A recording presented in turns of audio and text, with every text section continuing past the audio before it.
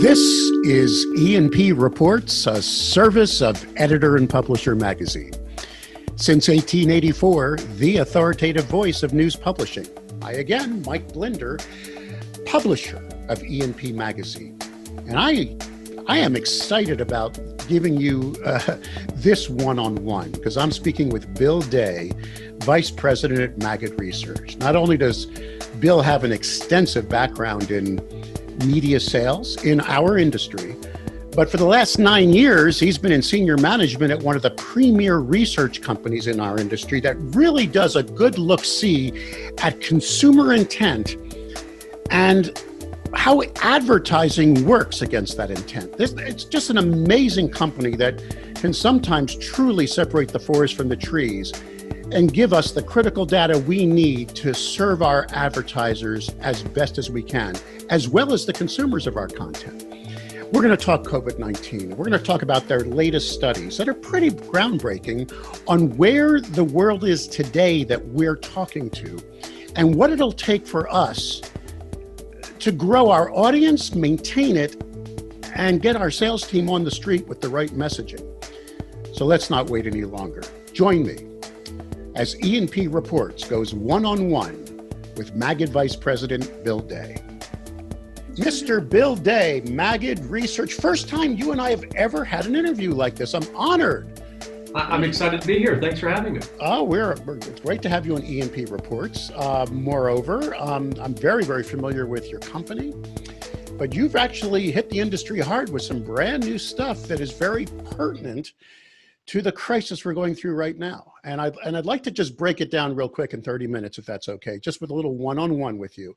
Yeah. You came up with 4 takeaways.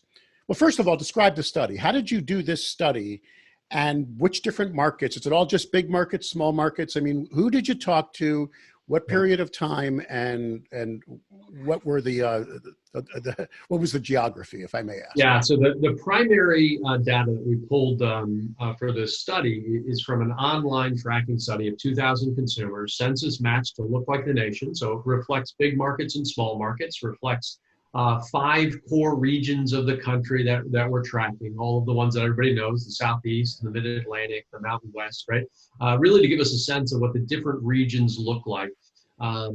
We're getting ready to release week 6 as we speak, and we've been tracking that. We have supplemented some of the research in this presentation with what we call pulse studies, and these are Magid proprietary studies when we go into market to answer very specific questions. And so we did a pulse study around consumer behavior in the retail and food space, and then we did a study around travel, hospitality, and leisure. So we pulled in some of those insights as well, really to get a sense of how consumers are reacting in the middle of the COVID-19 crisis.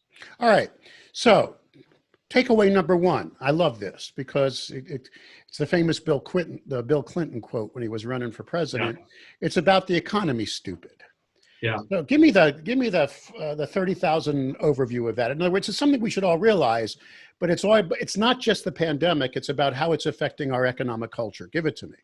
Yeah, I mean, in the early waves of our tracking study, we saw very clearly, really over a 3-day period starting the middle of March, that consumer concern around the COVID-19 virus accelerated rapidly. In the early days of this, consumers were really worried about the health effects. Am I going to get sick? Is my loved one going to get sick? What's going to happen to me? What we saw is that this very quickly moved for most consumers from a health crisis to an economic crisis. And consumers are aware that the pandemic is driving the economic crisis. So it's not that they don't get the connection between the two, but if you think about it, the vast majority of Americans aren't sitting in hospital rooms, they're not working on the front lines, they're sitting at home, right? They're out of work, right? Or they or a loved one have been furloughed or had a salary reduction. What we know is that our most recent study, 40% of households say they have had a direct economic impact due to the COVID-19 crisis. So most consumers are experiencing this as an economic catastrophe, not as a health catastrophe. And I think the learning there for media companies is that the stories around the economic impact of the pandemic, not just the shutdown, but the pandemic broadly, are at least as important to tell as the healthcare stories, about the work that the men and women on the front lines are doing, that for consumers, those are equally important, and they're interested in all of the things around the economic impact and what's going to happen next. The other part of but not to interrupt you, but it's not either or. They're right. not saying I only care about the economic impact. They're saying I care about both, but they're seeing it through both lenses at the same time. It's exactly right. So the other survey we did that I didn't mention is we have constant surveillance of local sales, local advertisers. And so we heard from 400 advertisers just last week. We went out in the field, and 63% of the respondents told us they were shut down, and 44% of them said they don't think they can reopen. So let's right. say that again.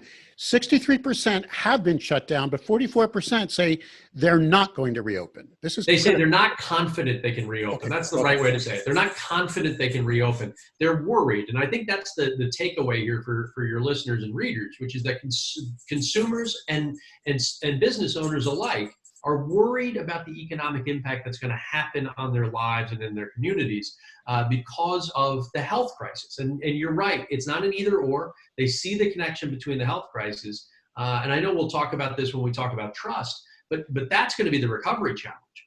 That the way to get the economy running, this isn't my personal belief, this is what consumers are telling us, is that they're going to have to trust that they're safe doing the things they used to do. And where they don't feel that trust, that's where the second wave economic impacts are going to hit. All right, so from this massive study, the second takeaway was it's hitting them where they live.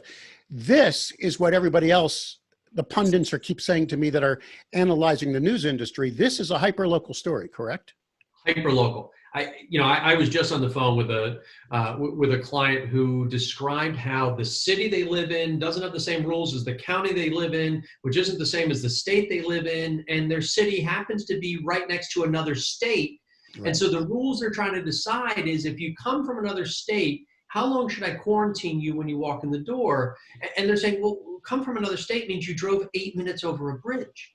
So what does that mean? In other words, things like states and localities are important, but it's much more important for people to understand the experience in the actual place they're living, right? Which may or may not make sense from a legal geographic description. It's amazing, isn't it? I mean, I'm not just, I mean, I got a haircut yesterday for the first time in like 2 months. And you look great. Well, thank you. So do you, sir. But here's the challenge. I crossed a county line and did not know it. So I thought I was going I live in Hillsborough County, which is north of Tampa, but I went into Pasco County forgetting I was which was 1.5 miles from my house. She had different rules. Yeah. This is crazy. It's crazy. And the consumers are like mind boggled about this, right? Because there's no one central rule. Yeah. Is that what you're saying? So it's hyper local on that level. 100%. So think about the experiences early in the crisis. The experience consumers who lived in Seattle and New York City had were radically different than the experiences consumers who lived in Minneapolis had. They experienced them in radically different ways. And then even inside those communities, folks who lived in the outer boroughs in New York versus folks who lived inside Manhattan were experiencing the crisis in different ways. So it is a hyper-local story. The experiences consumers are having are really in these small areas. Add to that the effect of the lockdown. So the effect of the lockdown is that our worlds have both simultaneously shrunk and expanded. So on the one end, most of us are not traveling more than 3 miles from where we are quarantined. And yet, many of us spend hours a day consuming news media from all over the world, all over the country, and talking to people all over the world and all over the country, just like you and I are doing. So we're getting this dissonance that we see from consumers. Yes, they're worried about what's happening in the broad ecosystem. Yes, they're paying attention to the daily briefings the White House was doing and all the information they get from the CDC. But they're also, just like you, Mike, worried about what does that mean where I live? Can I get a haircut? Are my grocery stores open? Where can I find toilet paper or Tylenol or Lysol, which is inherently a local question? And so, that is creating one of the paradoxes here, which is that we know local media consumption is at an all-time high, not an all-time high, but a high, as measured over the last 20 years. We haven't seen audience levels like this. And it doesn't matter if we're talking about a local newspaper, a website, a TV station, all of those have risen, and we're seeing in our research that consumers feel like, A, they are seeking out that information. It's not coming to them. That is a sea change.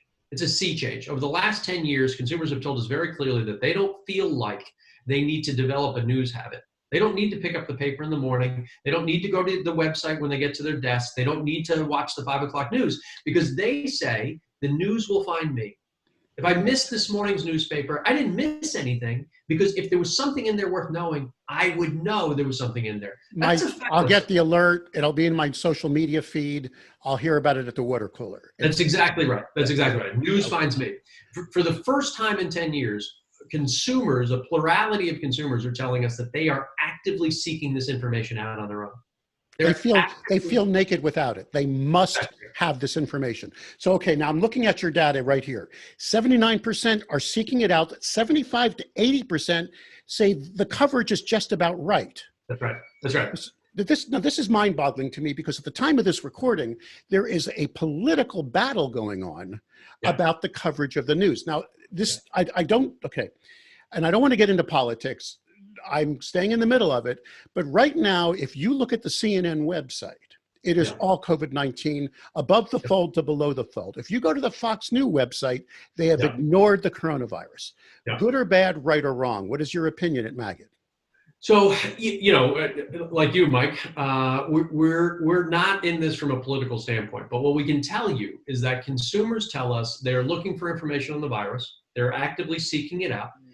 They feel like the overall news coverage in the marketplace is just about right. And we're looking for fatigue. And so for any news story that we track, and we've been doing this research for 65 years, there does become a point where fatigue sets in. And you go, look, I know baby Jessica is stuck in a well.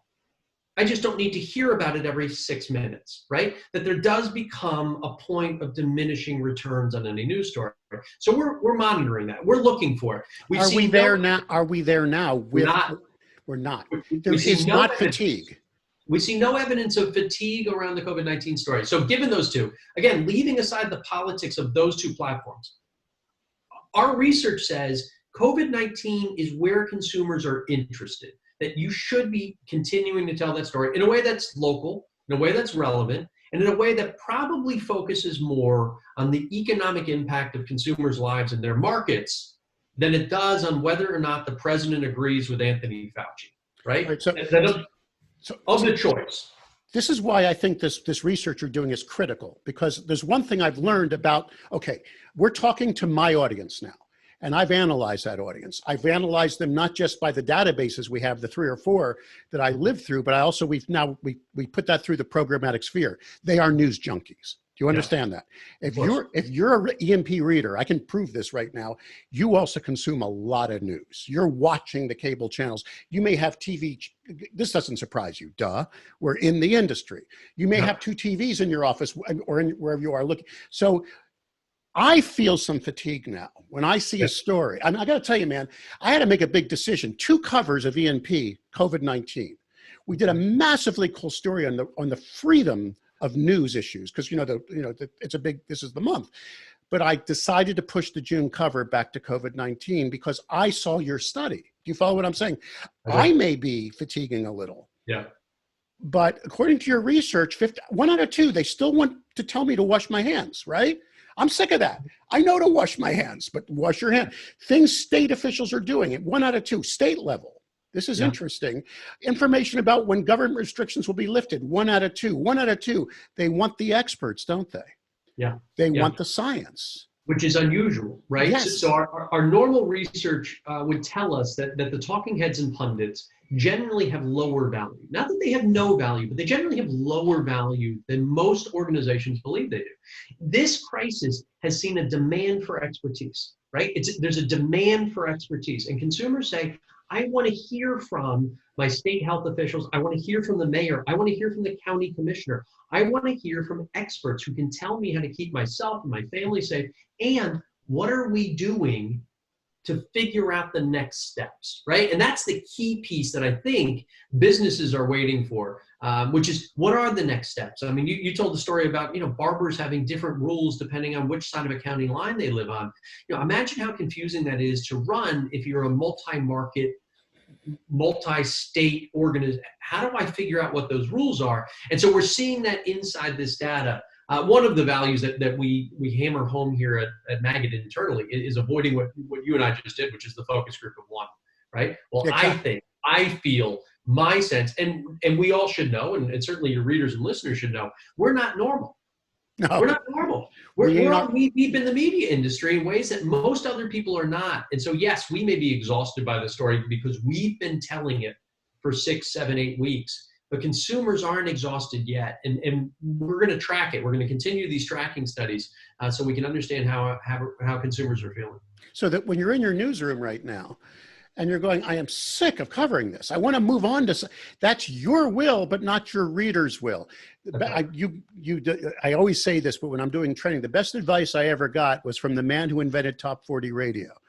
I mean, which everybody thought was absurd. How can you play the same records over and over again?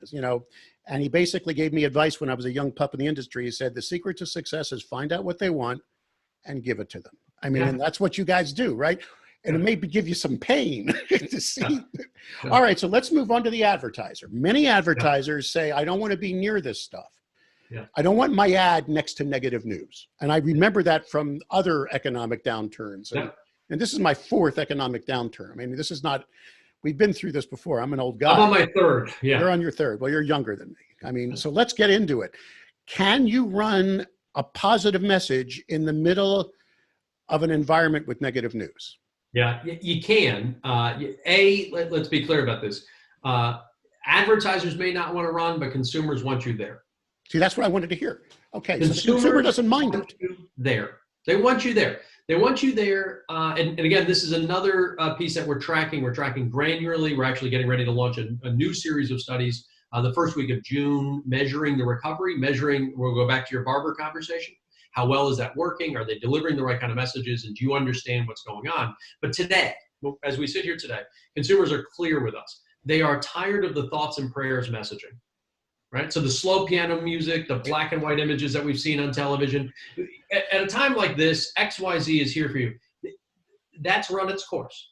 It worked for about 2 weeks, and it has run its course. What consumers are telling us very, very clearly in the research is A, they want the messaging. They want your advertising. They are inside this space.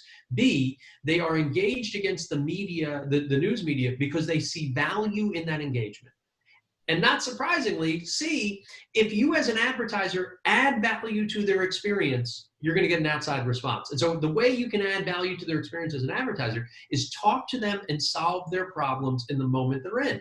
So they have economic anxiety. If you talk about financing options, the discounts you have in place, or the ways you adapted your business to meet the needs of the moment, consumers say, A, I want to hear that, and B, I'm ready to respond to those messages. So think about all of the things in that space that we could be talking about, right? Obviously, the national businesses have done a better job in many cases of shifting what had been mobile order curbside pickup.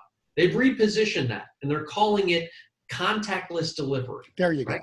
Well, that had been what they were doing already. Target had already had a place where you could pull up in front and somebody would already load your stuff in the back of the car, but they've reframed it smartly. Local advertisers should be doing the same thing, right? That's on the one end.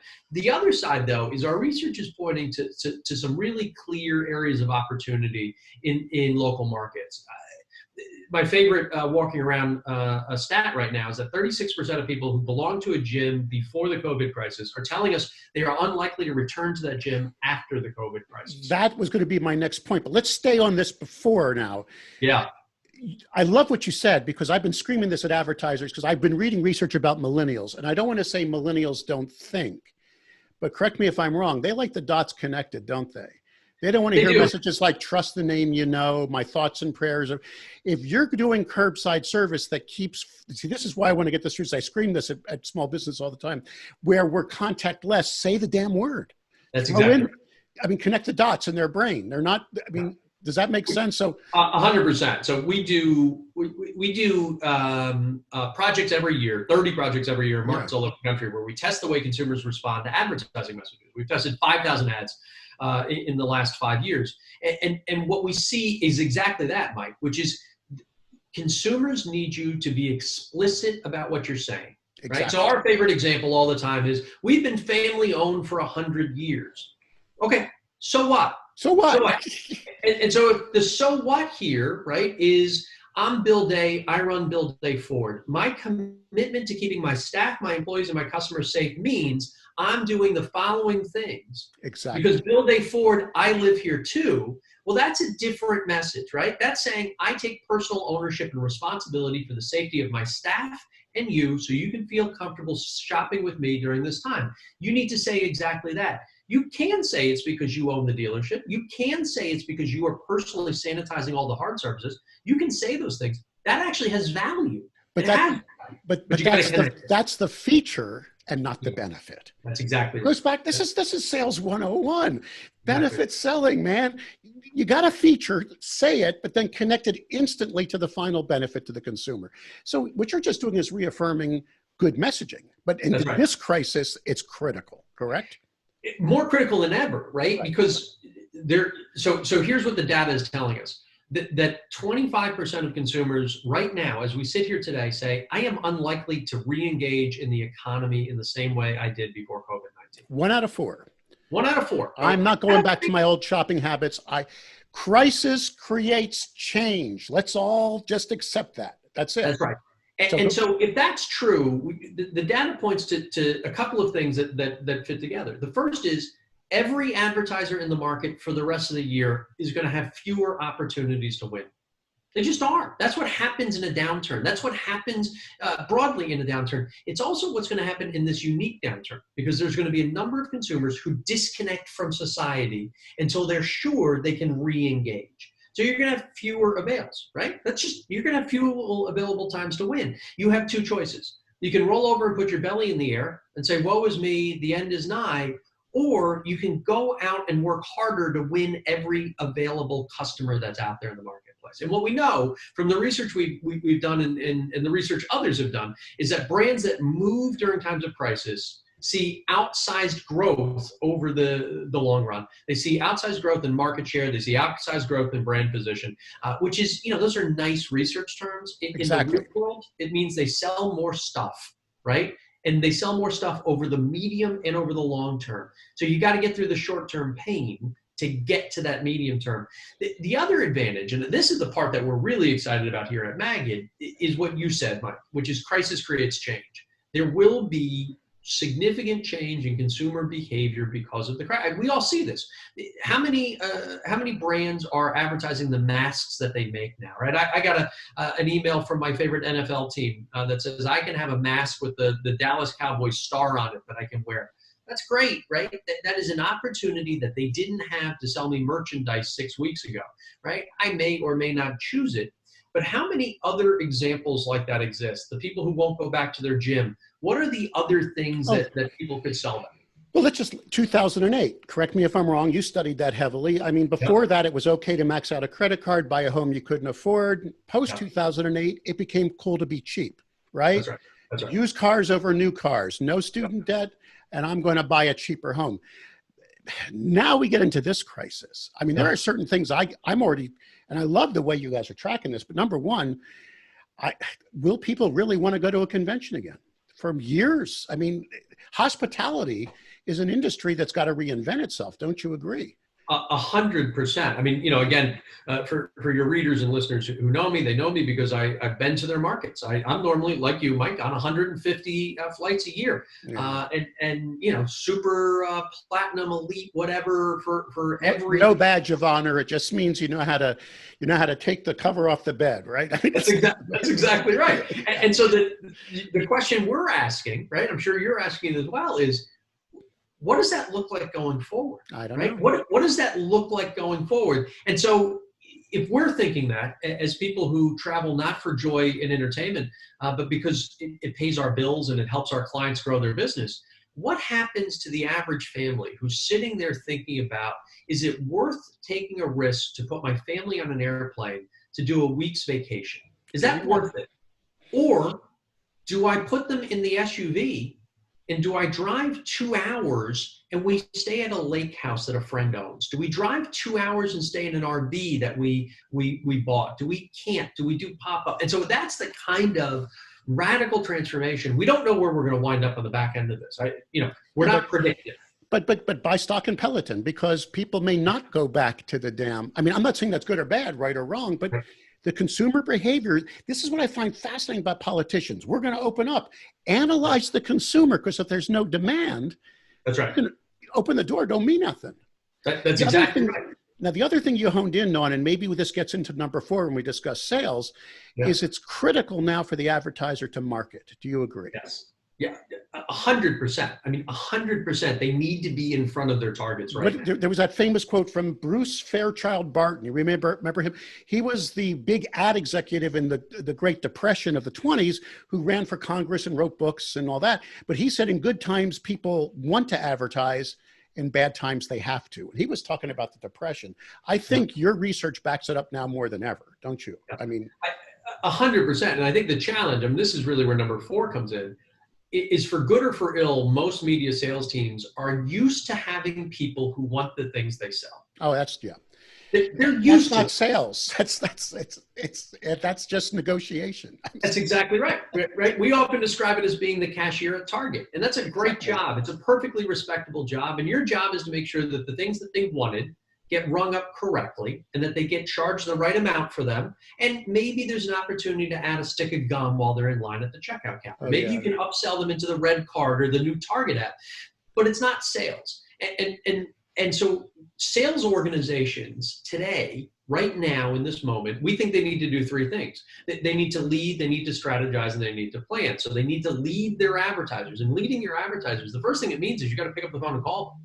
You can't wait for them to call you. You can't send them an email. You got to pick up the phone and call them. You can invite them into one of these Google chats, one of these Zoom meetings, one of these whatever video platform you're comfortable with. But you've got to lead them, and you got to start with exactly this. Here's why you need to be in front of your customers now, and here's the messages you need to be in front of them. So good sales teams are strategizing how their clients, and not just the clients they've been working with, but all the clients they should be working with, can and should shift their operations in light of what's happening. Right. All right, but before we move on, because now we're getting into sales, I want to keep this in order because we got to. So you listed some of the worst businesses that consumers would trust going back to. Number 1 is a no-brainer. I was just talking to we're going to be helping the alternative news weekly industry create their virtual conference this fall. So I was just on, right before you, I was talking to their board of directors, and they're hurting because their number 1 advertising category is number 1 on your list, restaurants, bars. Yeah. I mean, if that is a hard category, you said it yourself. Will you make the decision to go out to a restaurant not knowing that the guy in the kitchen is not tested? That's right. I mean, he's got to work to feed his family. Is he tested? I mean, this is the world. Airports, you and I, we lived in those puppies. Yeah. I haven't been in an airport in 2 months. Airlines, same. Hotels. It's scary when you think about this. And then you get into collegiate sports, theme parks, movie theaters. Yeah. This is interesting. And then, casinos. I thought that'd be way up there, but I guess there's an addiction to wanting to lose money. Yeah. And then I thought number 1 would be cruise lines, but for some reason, people still want to go out in that boat. But all these businesses are about to go through massive disruption. Do you agree? Massive disruption. The cruise line, I'm with you, Mike. I thought cruise lines were going to be higher. It is important to note a methodological thing, which is that the only people who responded are people who said they would have done it to begin with. And so what's interesting is we think on the cruise lines that there's a large number of consumers who won't now admit to being the kind of person who would have gotten on a cruise line to begin with, right? And so we've seen this in polling data over the years, right? The most famous was in 2016. There were a number of consumers who wound up voting for the current president who would never admit it in polling because they just didn't want to signal. They were afraid of what that feedback would be like. So we see this occasionally. But even in that, right, 2/3 of people who say that they were planning on a cruise go, nope, I'm not going to do that. So, in that space, we're spending a lot of time, energy, and effort as a firm, poking against those consumer behaviors around trust. So what we know is that consumers don't trust their news sources the way they used to. 29% of consumers trust their newspaper, 29% trust their local TV newscast. We're doing better than social media at 19, but none of those are great numbers. some of that's the unique nature of this challenge. Nobody trusts any of the information coming to them. We call it the death of expertise, right? The mere fact that somebody has been heading up the National Institute of Health's division in charge of studying infectious disease since the AIDS crisis broke under President Reagan is no longer sufficient credibility for him not to have to defend himself every time he makes a statement. And again, I'm not making a political judgment. I am saying in previous pandemics, if you said this is the government scientist who's been leading our effort on national infectious disease for 30 years, everybody would shut up and listen to what he said, and we would just move on. And in the current environment, it's not sure if we listen to him. It's not sure if we listen to the Surgeon General. It's not clear if we listen to our local governors. It's not clear if we listen to our local health officials. Do we listen to the head of the large hospital group? Because none of their messages seem to be lining up. And so that consumer trust really starts at that health information level. I don't know what to believe in this space. I don't know who to believe in this space. That bleeds down to the media, right? Because the media is presenting this. So people then blame the messenger, fairly or unfairly. That's the way it works. The next layer down, though, is because I am unsure what's happening up here. And I don't believe any of the vehicles that deliver messages to me. I don't know what to do when it comes to my actual behavior down here. Wow. Should I go out to the restaurants? Do the tests work? Do masks work? Should I wear a mask? Is a mask going to keep me safe? Do masks keep everybody else safe? Are we better off? You know, some of your readers and listeners may have seen that there's an article going around Facebook now that points to the 1968 Hong Kong flu and says, well, what we did then was we all got sick, and that way this herd immunity worked and we all got better. Well, and so that's the Sweden philosophy, right? Just open up the country and go ahead. I mean, that's right. Let the kid eat dirt because it'll eventually, never mind. It'll eventually, right? That kid won't get malaria anymore. Yeah. And so the challenge for consumers is they don't trust anyone to take the lead on this. And so businesses, here's the opportunity. The opportunity is those individual businesses, whether it's the hotel chain that you like or the airline that your favorite theme park, they're going to have to do extraordinary things, A, and then B, tell people what they're doing in order to get them to re-engage, right? And because extraordinary claims require extraordinary evidence. And over and over and over again. Over and over and over. Because that's the problem with all this stuff hitting us. So we're now in another crisis. I'd like to go a little off topic on this because this is what's mind-boggling to me. Crisis creates change. We all agree on that. I mean, that's something I've been preaching because I'm a closet historian. My wife says whenever she comes to my office, she says, you're watching the Hitler channel again. That's what she calls because I read fiction, historical fiction, and I read a lot of, I'm always into the world of, so we're in a crisis now in the news industry. Do you agree? What's happened is because of social media and the bots and all that, we saw that in our election cycle. Now everybody has become immune to what is truly fact versus opinion versus fiction. Right. We're now in the crisis. Can we see a change? Just like the millennial who watched my generation buy homes we couldn't afford, will my kid come out of this and say, the hell with social media? I mean, my kid's not really living a lot of social media, right? I mean, the hell with all this stuff. I need to find true news. Or am I just being too Pollyanna about the backside of this? You know, it's hard to see what the path looks like that has consumers disengage from newer forms of communication and shift back to older forms of communication. Which is what? Which is credible news, right? Which is credible news. Okay, go ahead. It's hard to see how they do that, right? I think there is some hope here. And there's hope on a couple of levels. The first is we've seen engagement against credible news sources rise. We've seen engagement against those credible news sources continue to outpace engagement against non-credible news sources. So people are figuring it out. They're separating the wheat from the chaff. They are. Somehow, okay. They are. The challenge in this is that the social media and the digital landscape often presents those two sets of data at parity. So the New York Times and my crazy Uncle George's posts show up equal in my Facebook newsfeed. And so as I scroll through my newsfeed, I get my crazy Uncle George, who's giving anecdotal data about the value of Listerine and how it's going to prevent flu. and I get a New York Times interview with 17 infectious disease experts who worked on the Ebola and H1N1 virus. And in the Facebook model, those are presented as if those are equal options. You could read either one of these, Bill, and make your own decision. I do think that we are likely on the back end of this to see an acceleration of social media companies doing a better job of giving more weight to those programs. And so your readers and listeners are surely familiar with the Google News Initiative and the Facebook Journalism Initiative. We've seen those two big groups. So this isn't purely Pollyanna on my end. We've seen those two digital leaders move aggressively into that space and say, okay, we've got to find ways to make sure that journalism survives. And that's not altruistic on their part, right? There is no secret.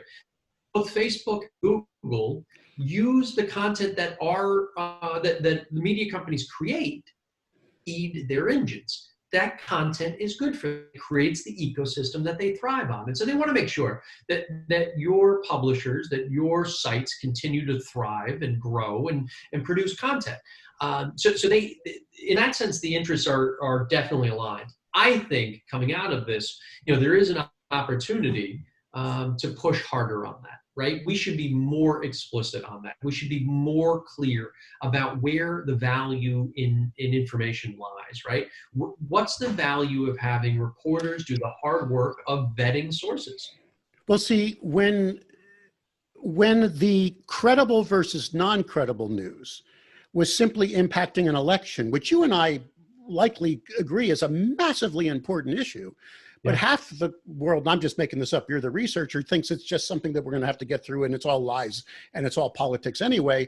Yeah. It all got muffled, but we finally hit a crisis where the fact-based news versus the fiction news, or I guess I could call it propaganda or whatever, is now making an impact on people's lives. That may be the change. So that's what I'm hoping for. I'm hoping now that we're going through a crisis where people will start to realize that's conspiracy theory. That's a fact-based journalistic approach to a story, which is still viable. I think so. I do think, I think we need to, I think we've got an opportunity to be much more explicit about that. And so I think, publishers in particular have opportunities to be much more clear. We talk about show your work journalism.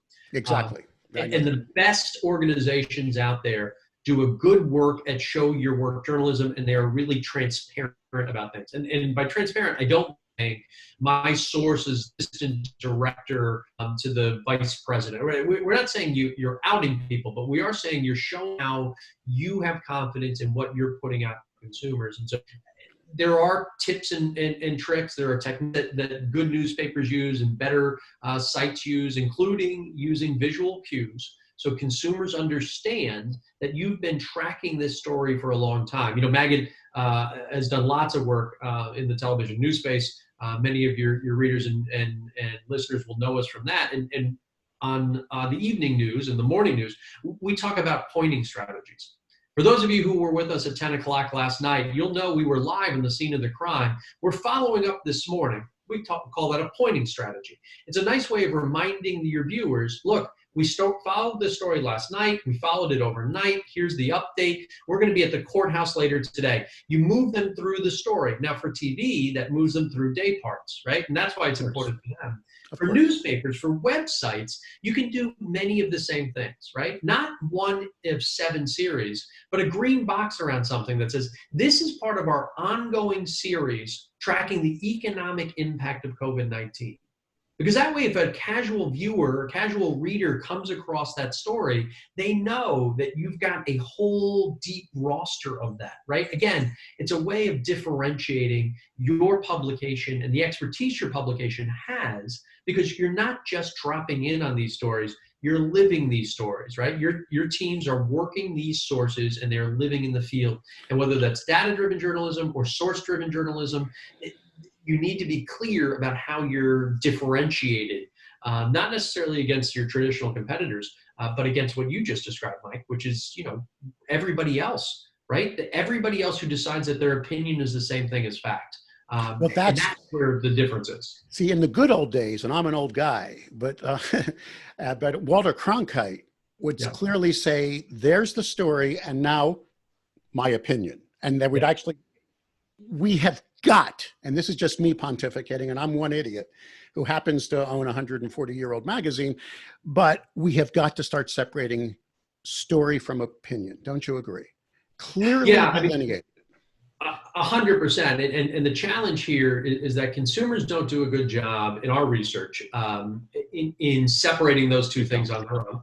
They don't separate those two things on their own. And so therefore, what they often find is that when they see facts that don't fit their worldview, they assume that those facts are wrong, because what we haven't done is we haven't established a baseline with them about these things, and then here are the things worth arguing about. Look at the CNN and Fox News website. They put the name of one of their evening hosts, headline. Yes. That headline may be all the consumer sees, but that's an opinion. And suddenly it becomes a story. I'm not saying that's good or bad. I'm saying we must separate these because we're now in a crisis where facts matter. I mean, I got to say that. I mean, you got to have a fact right now to make a decision about whether you're going to live or die. Okay. We're going off on tangents, but I wanted to spend more time in that one section about trust. Yeah. Because I think that goes way beyond media right now. It goes. It does. It does. It does. It goes to your favorite fast food restaurant, right? People don't trust the fast food restaurants. And we got to get back. All right. So now the final point. Our sales teams suck. That's not your exact words, but you're implying, you already said it already, that because, and I'm going to tee you up for this, the biggest challenge in our industry has never been reach and results. The biggest challenge of the news publishing industry, at least more on the newspaper side, has been the high demand for the product. So we stopped being sales oriented and we were simply distribution oriented. We'll take your inserts, we'll take your classifieds, and we'll just answer your call. Now our salespeople have to become consultants. Am I teeing you up properly? I mean, Mike, I always start this by doing a mea culpa. My first job in the industry 20 years ago was helping make up new stuff to sell to classified advertisers who couldn't stop ringing the phone fast enough to buy wanted ad films. And I sat in a little closet in a Tribune-owned newspaper in my hometown, making up new things to sell to people who couldn't stop ringing their phone. Now, for good or for ill, my very first sales call, because I was a project specialist, as we called them those days, I rode out with the outside sales rep, and we walked into Gateway Computers, who owned a big facility in our hometown. We were going to pitch them a massive recruitment package. The guy very politely listened to it, pushed the proposal across the table, and said, "We're going to announce that we're laying off 80% of the building on Tuesday." No needs analysis. You didn't no needs analysis. And you go, thanks so much for listening to me. Hey, would you like the soup? The soup is really good. I don't eat meat. It's like that's. And so, what I took away, for good or for ill, from my early experience inside newspapers, and did that job, ran majors and national, ran national at Gannett for years, was exactly what you just described.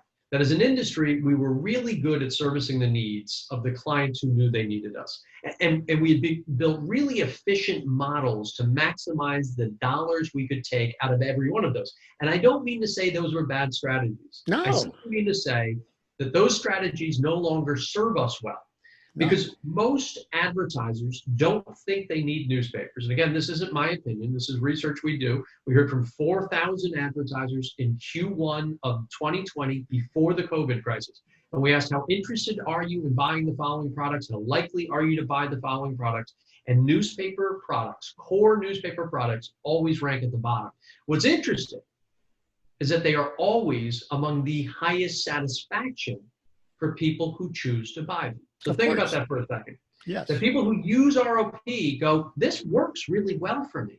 I use it and I believe in it because it works. But they say, I don't know if I'm going to keep buying it next year. I'm not sure I'm going to keep buying it next year because there's two things that are happening to those advertisers. The first is everybody tells them they're crazy. What are you still doing in the newspaper? Why are you still in the newspaper, George? And George goes, I don't know, because my phone rings. When I run an ad, my phone rings. And so I run the ad, and then my phone rings, and I sell stuff, and then I buy a new ad. But they have this constant pressure against them that says newspaper's probably not a good idea. So that's the first problem. The second problem is most of our sales teams, and this isn't all sellers, but most of our sales teams are not good at doing exactly what you just said, which is they're not consulting their advertisers.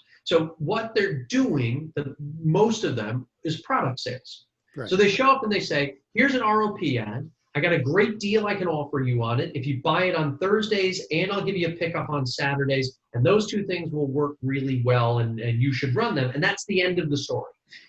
What we know is that the best sales teams invest in understanding their client's business. So we talk about, I like threes. I think you guys have picked up on this by now. We talk about relevance, confidence, and transparency. And that's never been more true. The best sales teams show up and they talk about their client's business problems, not the products they have to sell. So relevance is showing up and saying, look, George, I know you can't do live tours, live test drives of your cars because the government says you can't. So here's a gimbal mount that I bought for $30 on Amazon. You screw your iPhone into it and you can give virtual tours of your cars for here. That $30 gimbal mount, right, will now allow you to continue advertising in my paper, on my website, on my podcast, whatever the tool is. You can continue your operations. The goal isn't just to be a consultant for the sake of being a consultant. Rather, the goal is to be a consultant to connect them to products and solutions you have that meet their needs, and then help monitor that throughout. That's what best sales teams do. Best-in-class sales teams always do that. Right now, there's two problems. The first is that your sales teams are so inundated with dealing with the crisis as it comes at them that they haven't been able to shift to be proactive, right? They are dealing with the cancellations. They're dealing with the reflashes for the new projections. They're updating the CRM systems. And we're hearing from them all the time that they're inundated with the inbound demands of an organization in crisis. As sales leaders, as leaders of these publications, it's your job to create a shield against that. You gotta create a shield and carve out space for your sellers. I was just on with the CRO of one of the big media holding groups, and that's exactly what they're doing. Exactly what they're saying is our sales teams are being held in a bubble off to the left. We're keeping everything away from them that's not directly related to finding a way to get their clients back engaged in the media landscape. And so anything that doesn't do that for them, including commission reports, expense reports, figuring out any of we're going to just push that off to the side because we got to create a bubble so those sales teams can get radically focused on being in front of their advertisers more often than they ever have been, leading with insights, right? And use our insights if you're a subscriber. If you're not, go find somebody else. Go Google things. It doesn't matter how you get those insights. Well, it does matter. You want to be smart. You want to make sure you're credible. But you got to show up with stuff to tell them about how they can move into space. And then you got to connect it to strategies that are going to work for them. And you got to be aggressive about this, and aggressive in a way that says, you know what the answers are, right? Not, I hope you might buy something from me on Tuesday, but George, I want your business to succeed because I value you as a friend, a colleague, and a partner. And that's why we're going to do this together. The challenge is most sales teams don't believe their products work. So in addition to hearing from 4,000 advertisers in Q1, we heard from a couple hundred sellers around the country. We do these ongoing surveys of sales teams, and less than 10% of the sellers we heard from have complete faith in the ROI they sell. Less than 10%. Which permeates through their body language, sales is a transference of energy. When they lose it, they're just not that good of an actor. It's over. And what's worse is that they're wrong. Well, because their advertisers believe in their product twice as much as they do. Think about that for 2 seconds. There's two people sitting at the table. One of them buys it, one of them sells it. And the person buying the product has a greater belief in the value of the product than the person selling it. You don't have to be a genius to understand what that means is in most cases, we're underselling, underpricing, and undervaluing the things we're selling because the buyer outvalues it. The first thing I do when I'm doing a sales training, because I go in and see this, especially in newspapers, is I say, I ate dinner at a restaurant last night. And only, because it's an off night, Wednesday night, 5 tables were there, 6 servers. I decided to put an ad in your paper today that says twin lobsters, $3.95 tonight only. Will I pack the restaurant? They all go, yeah. I said, your newspaper works, and I have them say, it's like, let's get back to basics. If no one read your newspaper, how come every politician wants you to say something nice about him? Every nonprofit wants free lineage. And every time you interview someone that pisses off your advertiser, they scream at you for 3 hours. They're reading your friggin' paper, just take a breath. But they're also listening to your radio station. They're watching your TV station. They're looking at your billboard. They're looking at the ad over the urinal in the men's room. Take a breath. It's reach and frequency. Get back to it. You're right. When they lose it, it's over. Now, isn't that the manager's fault? So we always say that, right, that at its core, we describe that as an LSM problem. So a frontline manager, whatever that title is inside your organization. I call them the sergeant, whoever's in charge of the troops, right? The sergeants, that's exactly right. And so we often describe this as something that can only be fixed through hand-to-hand combat. I mean, again, the reason your sales teams feel that way is actually pretty rational, right? And Mike, you and I have been in sales long enough to know that there's only two answers that happen at the end of a sales process, right? No, I don't want to buy that thing. Or yes, I would buy more of it if it were cheaper. Right? In other words, every answer that your sales team gets gives them the signal that says what you're selling isn't as valuable as you think it is. That's the job of the buyer. The buyer's job is to get the maximum value for the minimum dollar. That's their fiduciary responsibility to whoever they're representing. The challenge is that good organizations put into place systems and structures that offset that. That's where the managers come back in place. Bob, you know that they're lying to you. You know that they're trying to drive us down on price. So we just need to hold the line on our price. At the same time, right, and this is where newspapers have gotten themselves in trouble, we also need to listen. We need to listen because sometimes the price is wrong. Sometimes we're not priced accordingly. And so that's where the industry struggles the most compared to other media. So, like you, Mike, I go to newspapers and radio stations and TV stations. I work with sales teams all over the country. And if we see two ways of thinking about this, the first is the biggest differentiator between media types, between a newspaper, a radio, and a TV station, and more importantly, the bigger differentiator between holding companies, the groups. The biggest difference between any of those groups, it's the quality of those sergeants. It's the quality of those frontline sales managers. And we can tell when we walk in, based on the quality of what that frontline sales management looks like, we almost instantly get an assessment of what that organization is going to be like. And that's the key. That's where newspapers have failed.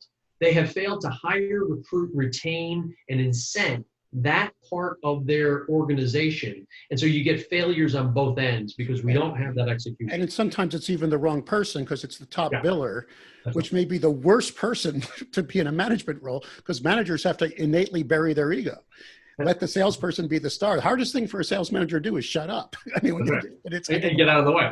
Right. Get out of the way. Let the sales rep be the star. I mean, I could go on. Listen, we've taken a lot of your time. If our audience has interest in learning more about your studies, your services, what have you, website, email address, phone number, smoke signals, how do they get a hold of you? Yeah, so Magid.com. There's plenty of information out there. We post a lot of this information out there. You can certainly follow me on LinkedIn. Bill Day, I'm easy to find. And we keep those infographics out on LinkedIn or email me, bday@magid.com. Again, super easy, BDAY, Magid.com. Magid is M-A-G-I-D, just for those that think it's magic. Bill, you are definitely got a good finger on the pulse of what's going on. Can we revisit this again next month and see how because this is a moving target, you got to admit. And you've got new studies coming out too, am I correct? Some new stuff you'll be releasing. Every week. So the consumer tracker studies every week.